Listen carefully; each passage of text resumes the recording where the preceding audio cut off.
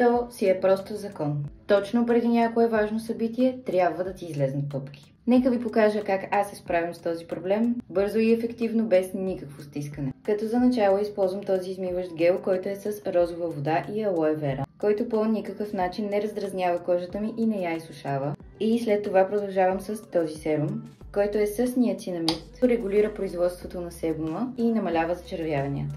И накрая завършвам с ето тази невероятна писалка, която съдържа 5% салицилова киселина и я слагам само и единствено върху пъпките. След това съвсем леко разнасям с пръст и така вече съм готова за лягане, като на сутринта пъпките ми вече са завехнали, не са червени и не съм си оставила абсолютно никакви белези от стискане.